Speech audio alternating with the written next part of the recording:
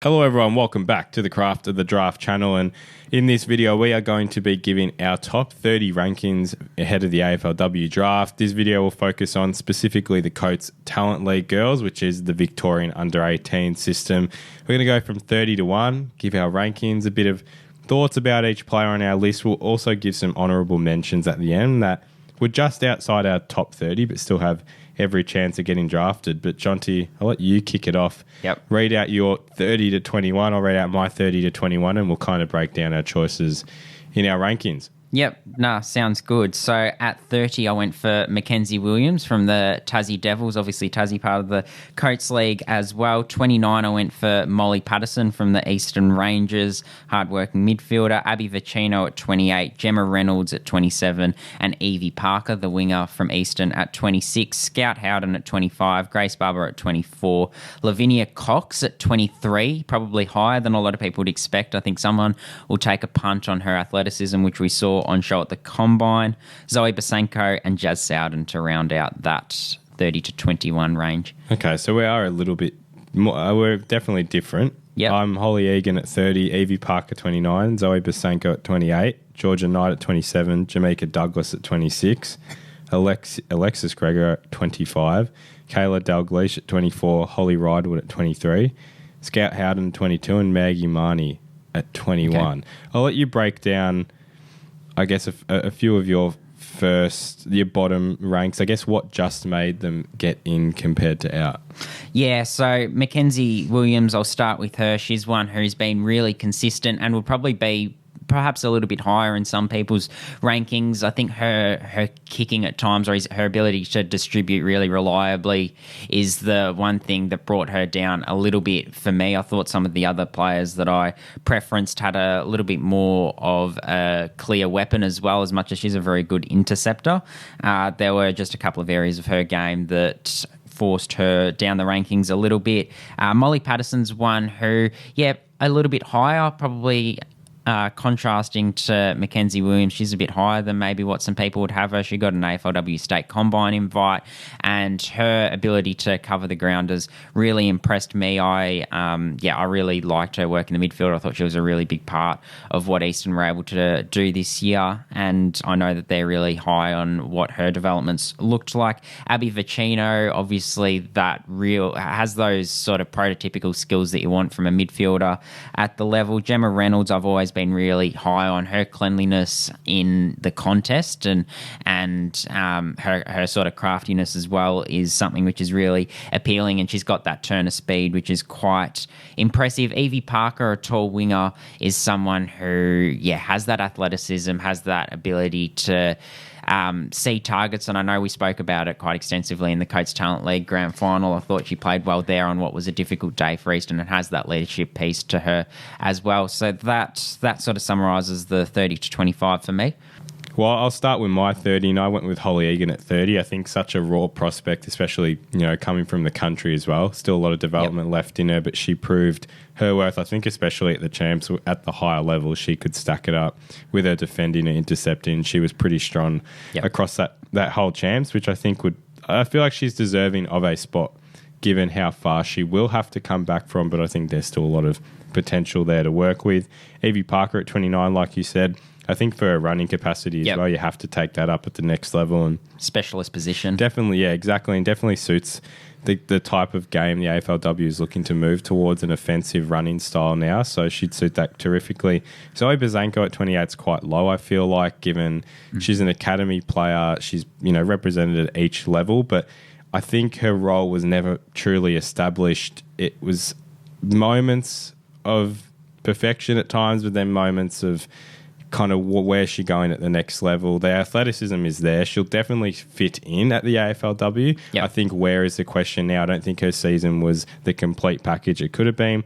Georgia Knight at 27 as well. Probably one that I could have held out of this top 30, and I think you know what you're going to get. The issue is outside of that inside 50 range, you can't play her very far wide. The goal sense is so innate, and that's what you have to take up on. For me. And similar to what Alicia Pisano produced the year before, you got to take a goal sneak like that. I mean, 5 goals in a Vic Metro v Vic Country game, that's huge for a small forward, let alone, a tall forward who usually gets a lot of it. So if you just sneaks in, probably, I don't know, touch and go for the actual draft night. It'll be interesting to see if a club takes her. And that's the thing, like there's not expected to be a whole heap of positions available at the AFLW draft with the way the lists are shaping up. That sort of seems to be the word on the street. So a lot of these really good players are going to miss out, unfortunately. Well, and I think the thing is, like we said, this is only the Victorian girls, and there's probably, it's not like the boys this year where a lot was made up from Victorians. I think it's very 50-50. If anything, there'd probably be a little more interstate than there are Victorian girls. Look at the Northern Academy's been really strong. Yeah, so that you got to take that into account. Jamaica Douglas, she's done the work across the last 2 years. She's made commitments. She moved down to Bendigo from Mildura to build her fitness. She's worked with the Richmond AFLW team, VFLW team. So I think she's built her game really well off halfback. Will be a great addition. And Lexi Gregor, still really raw, really came into it in the back end of last year and into this year as a tall forward. I feel like she'll be a utility at the next level with that height. Definitely has the mobility to get her around the ground. But that's my 25 to 30. Your top half. Yep. Any surprises that that jumped into that kind of top half? Probably the clear one is Lavinia Cox. So she's someone who. Yeah, a lot of people who might follow the AFLW draft casually and the Coates League quite casually wouldn't have known a whole lot about her. And then she was the clear standout of the combine. But she also has really clean skills as well. She's got a basketball background, and that shows with her ability to handle the ball. She's obviously got that athleticism, and we've seen her through the midfield, and she's got a little bit of height about her as well. So I just think there's enough ingredients there for a club to take a punt on and back themselves to coach some fundamentals into her. I'm really looking forward to seeing what her development looks like, because I think she could be a really exciting package. And then Grace Bubba and Zoe Basenko are probably in a similar vein where they've been pushed up because of that athleticism component. We know Grace Bubba has the speed to burn. Her run and carry off halfback is her weapon. And Zoe Basenko, I certainly understand where you're coming from. Her season probably didn't reach the heights she would like it to. I see her as a key forward at the next level. Her marking this year, we know she's a good mark. She probably didn't show it as consistently as she would have liked, but I still like what she's got to offer. Jazz Soden, again, another one that promised in pre-season that she might be able to get up a little bit higher than what she was, but she's still competitive and will probably start her career as a small forward, I would think. And you've been high on Scout Howden as well, and she came in at 25. Her work rate and her willingness to get everything out of herself is something that I think if you're an AFLW club, the competitive side of her will appeal.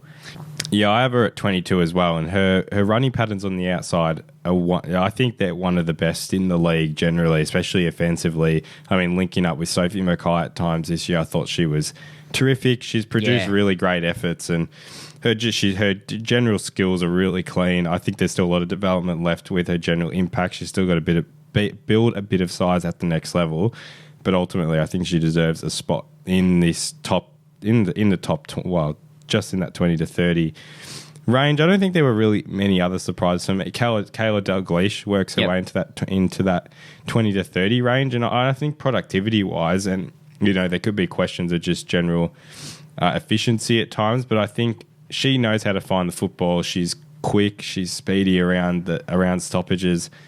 She suits what the AFLW game needs now, and I think that's what would make her a steal really wherever she goes. I don't think she'll be in that top 30, but come the later rounds, when I look at some names below her, I probably would take her for the productivity you'd get. So that's probably the only real other surprise for me in my 20 to 30 range. Let's move now to 21 to 30, sorry. Let's move now to our 20 to 11 range, and I'll let you kick it off. Yep.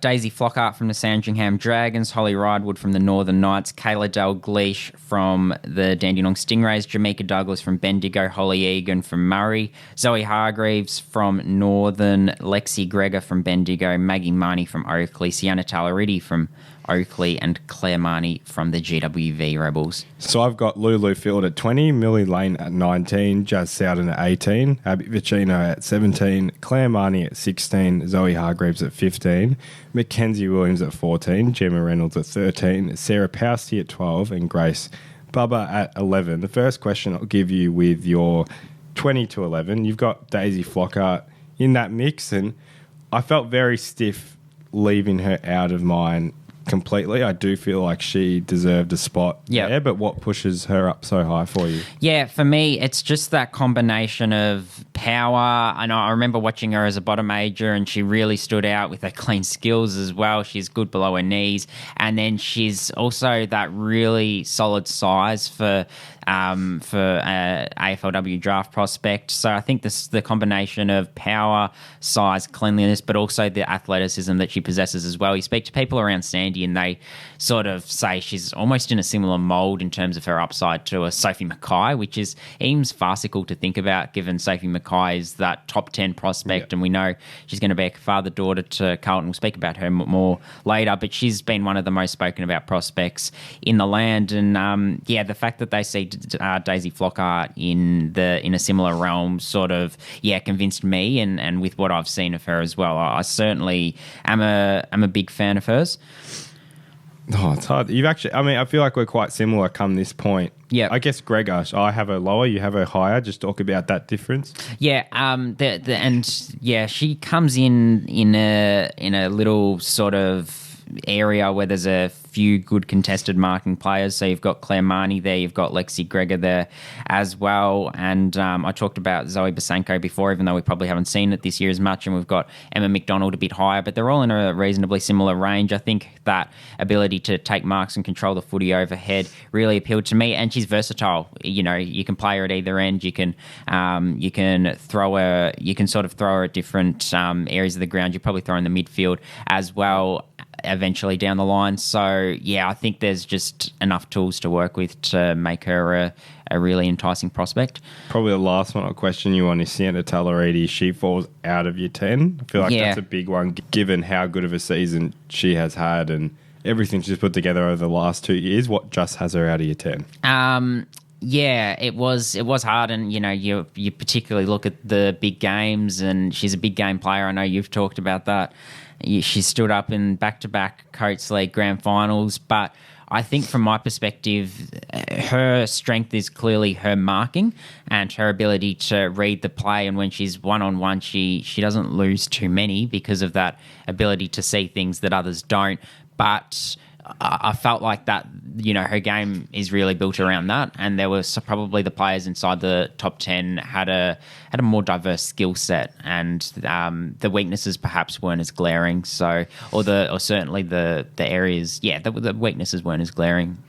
I'll move to my 20 to 11, and Lulu Field gets in there at 20, which she wasn't in yours, which I find she was the one that just missed out. 31, I'll have her. It's interesting because I feel like she's, again, a product of a team who had a poorer season in the Western Jets who, a lot is going against them most year. But when you look at a player like that, and similar to what Holly Egan did come National Championships time, she was superb. I mean, her best game was against SA at RSCA Park where, elite intercepting, gets herself involved in great disposal, I think, to get the ball moving. I think she showed those weapons, and I think the National Championships have a lot more worth for the girls compared to what they do the boys, and it's a big call, but I think given there's a lot of discrepancy between the best and worst teams in especially something like the Talent League, the National Champs has a lot more riding on it because you're playing against the best of the best. It takes out, you've got only your best 30 in that state or, region for whatever it is. So I think she proved that really well, and still a lot of upside with her. She's got that height that will prove really well at the next level. So she's a very smart player as well. Yeah, she's 100% she is. So I think she will crack in really well at the next level. Can I ask you about Mackenzie Williams? I put her at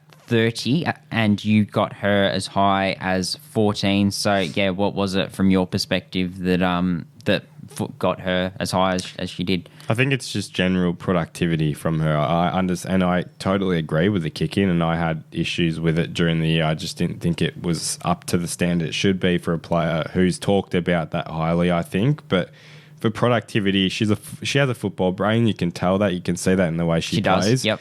Which, again, you're looking at the next generation of AFLW, you need a player like that who really understands how to work a back line and how to move the ball forward with ease and avoid congestion. So, yes, the kicking has to improve. That needs to be. And I'm sure it's not like she wouldn't be working on that. It's a glaring issue. She'll improve on that at the next level. I think over time, she'll become a really kind of a household name wherever she is for the way she plays and the way she moves the footy. So that's why I have her so high. Yeah, and probably fitness was another reason that she did get a little bit lower for me. And then the other one that I'll question you about is having you put Gemma Reynolds at 13. Big fan of Gemma's. Yeah, I am. I mean, similar to Kayla Dalglish, I love their 1-2 combo at times. Yeah. So clean, so quick out of the stoppage. They understand who's around them, what's around them at all times, and bit on the smaller side for a midfielder. So I guess endurance-wise, that's probably where you look. Can she provide the productivity that those midfielders in the top 10 do for as long a time? I don't think that's what you're drafting necessarily. You're drafting a really smart midfielder, a really nifty midfielder when you need it, especially I just see her playing more of a forward half game inside 50 at the next level. So that's why I'd have her that higher. I think the productivity, she was always on the ball for Dandenong. I don't think you could catch her in a bad game. And even at country level, even though she didn't get the midfield minutes like she's used to, still saw a good bit of productivity from her.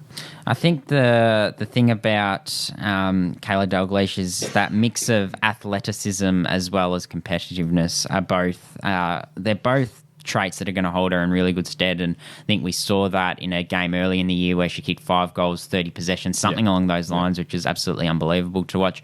The other one I'll question you on is Grace Barber. She fell a little bit for me. Obviously, no doubting her athleticism, no doubting what she could be. The potential is raw and it's untapped, but from a fundamentals point of view, she's probably coming from a little bit further back. So, yeah, you've got her at 11. Yeah, it was the one that I knew I'd be questioned on because I haven't been as big a fan of her as I was previously, and she's definitely not dropped off. I don't. She's been injured as well. She has been injured. I think you are drafting for raw athleticism, and I mean I always commented on her 1%ers were the best. I can't truthfully say I agree with that now. I think they dropped off this year. There were just efforts where we were kind of questioning. I think that has to improve at the next level, just general and efforts, second efforts, that has to improve a little definitely more. And I do think, because it was there. She certainly has it, and it was seen at her 17s level. But for what she produces as a rebound defender with a great leap, great athleticism, you have to take up on that early because I think, again, you look into the future with the AFLW. I think you're drafting for the next probably 3 or 4 years now. So girls that will sit there for a couple of years. And most girls that are getting drafted are playing now. They're playing early because they have great skill already. So she's one I think you don't have to wait too long, but when she gets it right, it will be really scary. Yeah, okay, interesting. We'll move to our 10 to 6 now. I'll start. Sarah Pousty at 10 for me, the Oakley Chargers. Is she the bravest player in the league? If she's not, she's certainly close to it. Ali Simons at 9. I've always been high on her. Georgie Brisbane at 8. Emma McDonald at 7. And Grace Ballany from the Eastern Rangers at 6.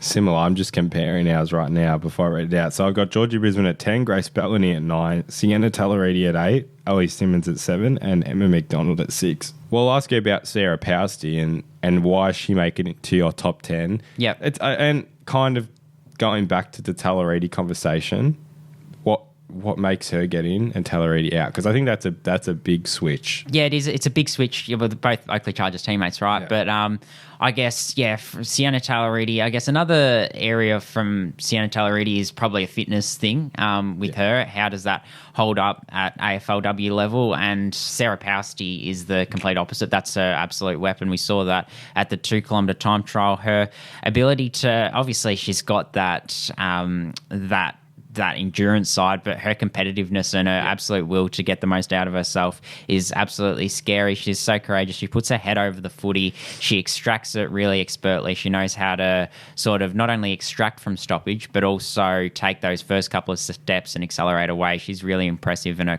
her stoppage craft is one of the best in the league. I've always been impressed with her. She's always caught my eye when I've watched Oakley, and she's in that midfield which has so many players that are sort of vying to show what they can do, and she's still always standing out there. And I'm a massive fan of what she can do. Her defensive pressure as well, she's two-way, so when she doesn't get first hands on the footy, her desperation to tackle is really elite, and so I think she's not far off that top echelon of midfielders in this year's Coates League, and I think that will translate to the next level for the reasons I just explained. Then I only really have one more question, and it's to do with Bellany over more so Emma McDonald than Georgie Brisbane. Yeah. Why so Grace Bellany over a player like Emma McDonald, who has proven she's going to kick you about 3 goals a game? Yeah, well, I mean, I see them as slightly different players. Emma McDonald is that, like you said, she's that key forward. Her contested marking is her weapon. Same with Georgie Brisbane. Both of them are key forwards. Georgie Brisbane, maybe you'd say, is a little bit of a higher forward, has that athleticism and run to get up the ground. Grace Bellany, I see as someone who is just a dynamic front half player. If she gets the ball within 70 or 80 metres of goal, you can back her to hit a target. Her ability to weave her way in and out of traffic is really impressive. Her kicking execution and her vision, and we saw it. You talked about the champs. We saw it at the top level. Her champs was really impressive, and she's been the one that her rate of improvement this year has also been really salivating to watch and to witness. So I think she'll be the one that will really bolt in this year's draft class. And she's got so many AFLW attributes that I just think she's a little bit more multifaceted than McDonald and Brisbane, who are the two key marking forwards, I suppose, of the draft class from Victoria. So that's sort of how I would justify it. Looking at yours, you've got Sienna Tallaridi at 8. You've heard me speak about Sienna Tallaridi. Your reasons for having her so high? Again, in terms of a football brain, it's elite. You cannot match her for just general read of the play. Her ability to exit with poise, like you need players like them on your team. I think they're such an asset. And I can agree with the points you've made in terms of why you've ranked her lower. But again, something like fitness, she's 18. Like you got a whole career ahead of you to improve that. And you could say the same for Mackenzie Williams as well. But for the general way they use the footy, she's a big time player, which I don't feel like there's many girls in this list who are like big time players. Like a lot of them are just superstars in their own right and will be good for big games regardless. But she, I think, you can specifically classify as a big game player. Whenever you need that extra lift, I feel like she produces that like no other. So I have her in 8. It'd be interesting where she does go on the night, and something like a fitness thing. Could you see her even going through the midfield if that improves over time?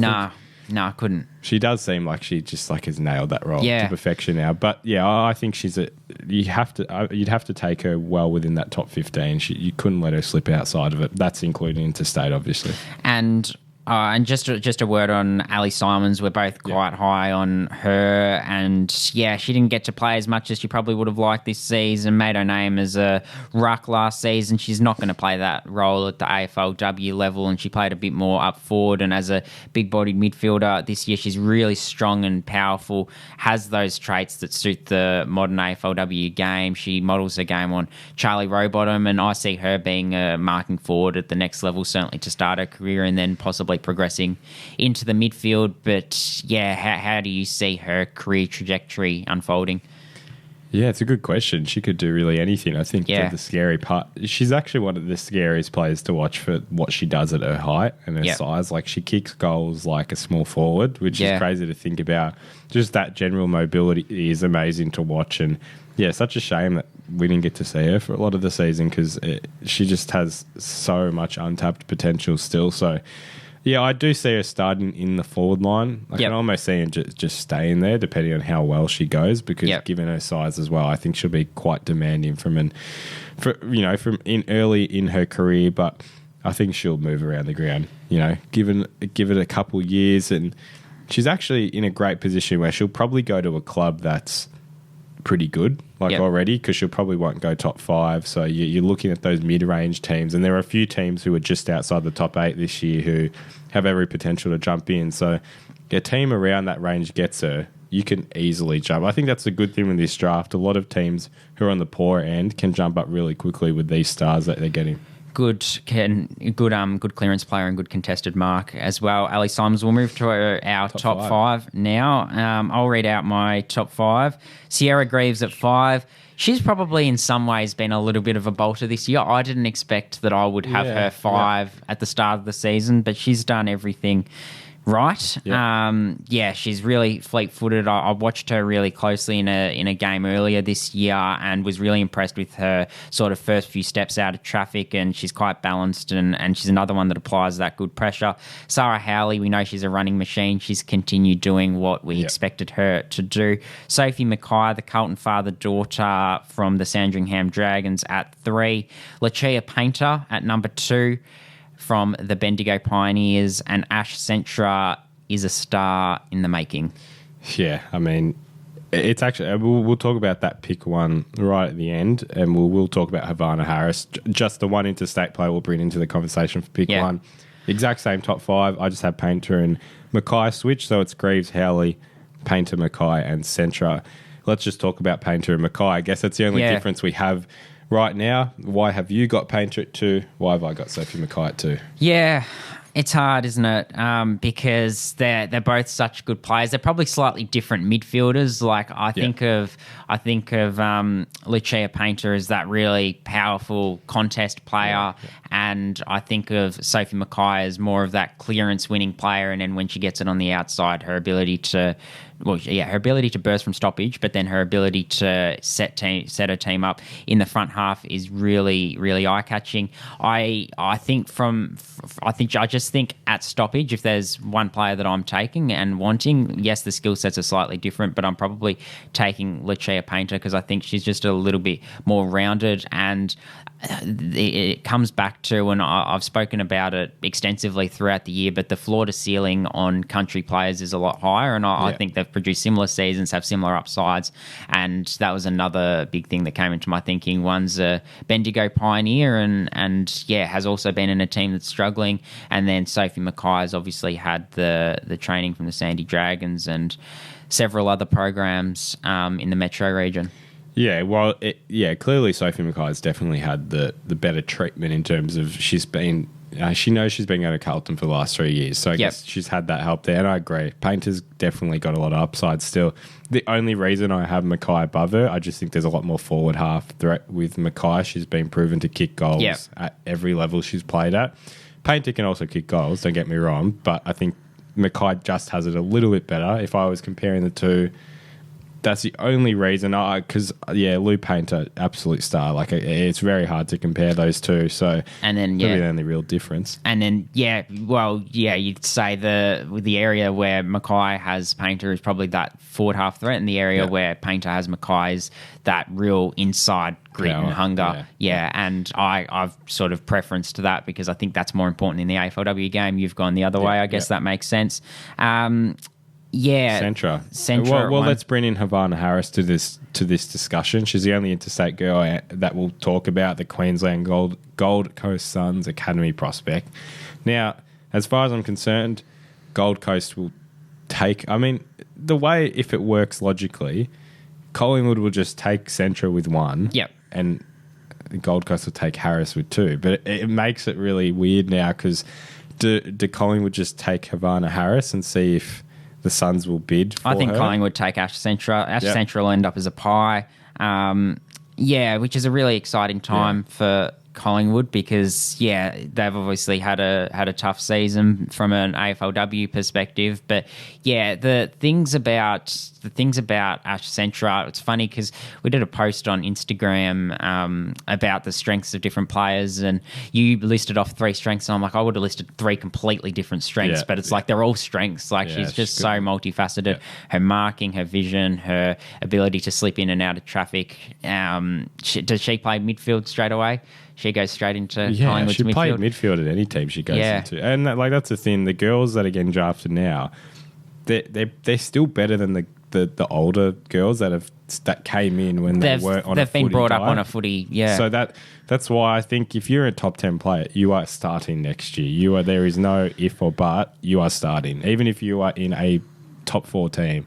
I don't think you can let these girls just sit out, especially with a short season as well. Yeah. Why waste a season on talent like that? So yeah, 100% she has to go straight in. Yep. No, absolutely. Looking forward to seeing what we get from her and Havana Harris. I mean, so exciting what she was able to do in the under-18s league. Yes, a very different type of player, but you talked about the scariness of what Grace Baba could be if she sort of puts all her tools together. It feels like Havana Harris is a lot closer to doing that. Yes, a completely different type of player, but yeah, I really enjoyed watching her for Gold Coast and the Yellows this year. It's odd when you compare... Or Gold Coast and Queensland, rather. It's hard to compare the two players because if you had to give me the choice... If you gave me the choice of the two, I think right now I'd say Havana Harris, and it's just purely... You've got a player at that height who can play every position. That is like... It's unbelievable. But at the same time, Ash Centra can... She's elite. You literally can't find a flaw in her game, and she's a game winner as well. That's the hard part because you could. It feels so harsh saying I'd take Havana over Ash. I just think right now we're thinking that the modern game of AFLW right now, you have to take a Havana Harris because I feel like there will be more Ash Centras down the line. I don't think there'll be as many Havana Harrises down the line. That would be my thought process. It's unbelievable with Ash Centra as well because Gippy traditionally aren't as strong a region. It's not as the female footy pathway probably isn't developed there as much as it is in other areas of the state. It is rapidly improving though, and I know they're really wrapped with that progression. But she's turned games on their head, and obviously Gippy made the top 4 of the Coates Talent League this year, and it'd be interesting to go back and watch quite closely how many games she sort of felt like she won off her own boot. Some honourable mentions, Nathan, that we'll go through as well and just quickly give them a bit of a shout out. I'll allow you to start. Well, yeah, I'll go through mine and pretty much you kind of just say what I don't say if I have any. A few of my top players, I guess, to miss out. Emily Gladman, Oakley Chargers. I think her niftiness inside 50 will be considered on the night. Sasha White, same kind of deal. Okay. I think she has a lot more power and X factor inside 50 that would, I guess, rival her almost to Georgia Knight if it came to picking a small forward come the back end of the draft. Stacia Stevenson from the Eastern Rangers, I think her running capacity as well and her kicking going forward can be an asset. Mika Morrissey, very, very much on the same level as well. Her running is unbelievable. Had a 40 touch game during the year. Lavinia Cox, probably one I was umming and ahhing about putting her in the 30. That athletic capacity, I just wanted to see it a little more on the field generally, just the productivity. But can't understand that. I think it's definitely worth looking at. Emma Stark, Oakley Chargers, produced some good efforts at Allies. Sophie Strong, Lucy Thompson, Ava Reid, 3 Tassie Devils girls but to the top 2, bit of injury during the season. That didn't help. Ava Reid, great marking forward for her size. It's just whether you can play her outside 50. Charlotte Brewer, Daisy Flocker. Yeah, I mean, the more you spoke about it, the more I feel like I've done her on there. And Rebecca Cloddy from the Geelong Falcons, really quick, pacey inside 50 player. Yeah, the ones that I'll add, Zali Gallagher from the Gippsland Power. She, heartbreak story because she just did her knee at the wrong time of the year, but her pace is absolutely electric and was really good to watch. Her kicking is what lets her down. Her precision, her ability to hit her targets, particularly when she's at full speed, it's a hard skill to master. But just that composure that once she's gone on a 20, 25 metre run and really broken the lines, making sure she can hit the target is probably what forced her out of the top 30. But I think she's a really enticing package because that's an area that you probably back yourself to coach. You touched on a lot of mine, but Sienna Hobbs is another one, a contested marking player who, I talked before about the value of contested marking. So, yeah, I think she's someone who can play in a couple of different positions. And, yeah, for the Bendigo Pioneers, she showed some really exciting glimpses. And Lily Leighton was quite exciting at the Combine as well. Gippsland Power player. She probably got overshadowed in the midfield by Jazz Sowden and clearly Ash Centra this year. But if it wasn't for them, she would certainly have been a little bit more prominent in discussions. I think she's shown some good development, her athleticism, her strength, and yeah, she's quite pacey as well. So they're the ones that come straight to mind. Yeah, a big fan of Lucy Thompson and Emma Stark as well. I hope to see Emma Stark get a go because I think she's one that's caught my eye quite consistently as well. Well, that about wraps it up for this rankings video. We are going to be breaking down these girls and a few more in our individual position videos, which will come out later after this video on the channel. So if you want to see a bit more in-depth about these players and why they are the top forwards, mids, defenders of their draft class, make sure to check that out. This is the last major video on our channel for the year, at least a video going over about 20 minutes. So thank you all for the support this year. If you've watched us across the AFL and AFLW draft years, and whether you've tuned in from January or just November, we really appreciate your support. Thank you all for watching, and we'll see you in another video.